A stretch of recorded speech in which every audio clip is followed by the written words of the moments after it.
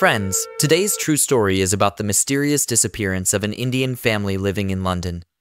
Originally from India, a man moved to England in search of a better life. He worked hard and earned a lot of money. After some time, his whole family also started living in England. Everything was going well in their life, but one day, the entire family of 5 mysteriously disappeared while having dinner at the table. Investigations continued for many months, but no trace of them was found.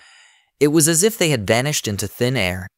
Despite extensive efforts to find them, including deploying thousands of police officers and spending over 100 crore rupees, a shocking truth was eventually uncovered. During the investigation, a revelation emerged that brought tears to everyone's eyes, especially because there were 2 small children in the family. One was just 2 years old, and the other was only 2 months old.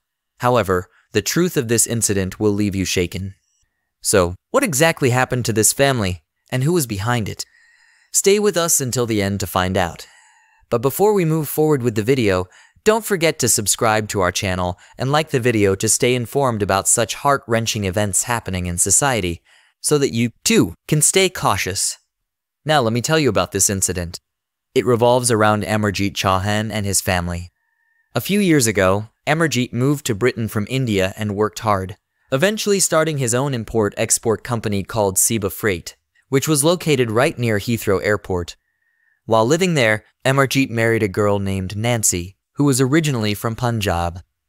After their marriage, they had 2 children, and Nancy was living in the London area with her husband and their 2 young children. Since Nancy's second child was only 2 months old, her mother, Charanjit Kaur, had come to London to help. Nancy also had a brother named Ankar Verma, who lived in New Zealand. Although the siblings lived far apart, they often kept in touch by phone. As usual, on February 14th, 23, Nancy called her brother Ankar, but this time she sounded worried. Ankar asked her why she was so anxious, and Nancy told him that Amarjit had gone to the office the previous day but had not returned home. According to Nancy, when Amarjit was late in coming home, she called his mobile phone several times, but it was switched off. After a while, she called his company, and they told her that Amarjit had gone to the Netherlands for an urgent business meeting.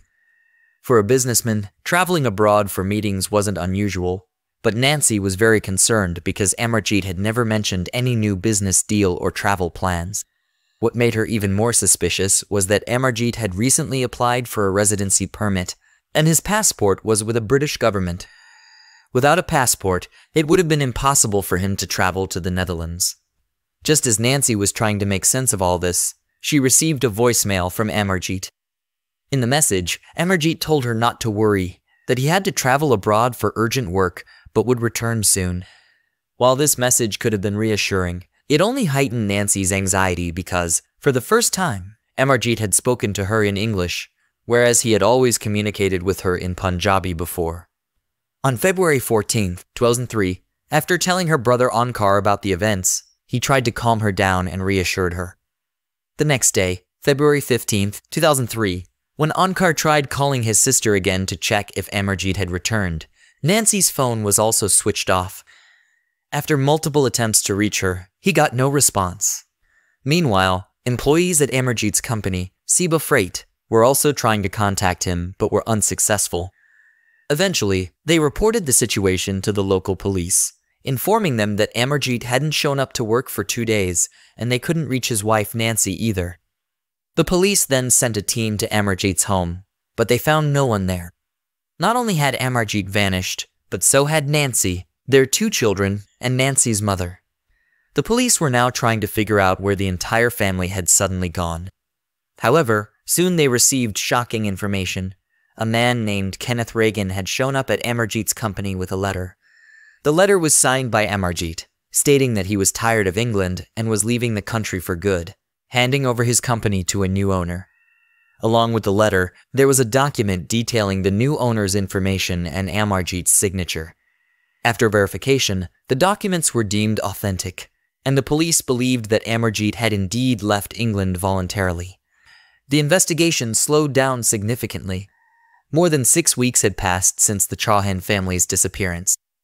Even the local newspapers published stories suggesting that Amarjit had been dealing with financial problems, sold his company, and left England quietly.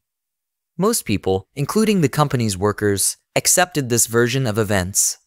However, Nancy's brother Onkar, living in New Zealand, couldn't believe what the police were saying or that Amarjeet had left England voluntarily. When the police failed to investigate further, Onkar flew to England on March 5, 2003. Once there, he pressured the police to search for Amarjeet, but they didn't take the case seriously. Frustrated, Onkar launched a campaign against the police, eventually forcing them to reopen the investigation. The police finally began by searching Amarjeet's house, something they should have done on the very first day. Inside the house, they found no signs that the family had left voluntarily. Clothes were still in the washing machine, food was left on the table, and the children's clothes were scattered around the room. Most notably, Nancy's mother, Charanjit Kaur, had left behind her Guru Granth Sahib, something she would never have done. After expressing suspicion about the possible abduction of Amarjit Chauhan and his entire family, local police handed over the case to Scotland Yard's Serious Crime Group on March 21, 2023. Scotland Yard took over the investigation, but after weeks of probing, they found nothing. The entire Chohan family had disappeared in February, and by April 2003, the case remained unsolved. A new owner was now running Amarjit's company, but there was no sign of Amarjit Chauhan or his family. The police were trying to determine whether Amarjit had left for India and whether he arrived there safely. To investigate this, the UK police contacted agencies in India, only to find that Amarjit had neither visited his village nor any relatives there. The police were puzzled about how to crack this case. Then, in April, a fisherman found a body on the shore, which the police confirmed after investigation to be that of Amarjit Chauhan. Omkar Verma also identified the body as Amarjit's. This discovery shifted the case drastically. Until now, the police had assumed that Amarjit Chauhan was living peacefully somewhere, but the grim reality was that his life had been taken. With the discovery of Amarjit's body, it became clear that the rumors about him fleeing England were false. The police, now fully active, deployed hundreds of officers to solve the case. Their first suspect was Kenneth Regan, the person who had presented documents signed by Amarjit claiming ownership of the company the day after Amarjit disappeared. When the police began digging into Kenneth Regan's past, they uncovered shocking details. Though Kenneth Regan appeared innocent, he was once a notorious criminal in the 1980s, involved in drug smuggling, fake passports, human trafficking, and other illegal activities. In 1998, London police had caught him red-handed with 30 kilograms of heroin. He was sentenced to 20 years in prison, but became a police informant, helping them crack down on drug rackets across the UK. His cooperation earned him a reduced sentence, and by 2002, he was released after serving just 3 years. Upon release, Regan found himself in financial ruin with no job prospects due to his criminal record. At that point, Amarjit Chauhan appeared like a savior. Amarjit had a habit of hiring the underprivileged in his company, and feeling sorry for Regan, he offered him a job as a delivery boy in his company, Seba Freight. But after the discovery of Amarjit's body, the police revisited Seba Freight's new owner Kenneth Regan, once a mere delivery boy, now a prime suspect. When the police interrogated Regan, he claimed that Amarjit had transferred ownership of the company to him before leaving the UK. However, the police, well aware of Regan's criminal history, did not believe him and intensified their questioning. Despite their best efforts, Regan remained tight-lipped, and the investigation stalled once again. Then, on April 9, 2003, the police received a call from a woman. This call turned the case around. The caller was none other than Regan's girlfriend, Belinda Brevin. She had witnessed suspicious activity on her farm, where she saw Regan and his accomplices digging up bodies. Fearing the worst, she contacted the police. Under pressure, Kenneth Regan finally broke down and revealed the truth. After working as a delivery boy for a few months, Regan learned that Amarjit planned to sell his company and move back to India with his family. Regan offered to introduce Amarjit to a wealthy buyer. On February 12, 2003, Regan invited Amarjit to his home under the pretense of meeting the buyer. However, once there, Regan and his accomplices kidnapped Amarjit, beat him, and forced him to sign blank documents, including ownership transfer papers. After forcing Amarjit to leave a voicemail for his wife, Nancy, saying he was going abroad on business, Regan murdered him in cold blood. Regan initially planned to take over the company using the forged papers, but he realized that with Nancy and her children alive, his plan wouldn't succeed. On February 15, 2003, Regan and his accomplices went to Amarjit's home, where they brutally murdered Nancy, her 2 children, and her mother.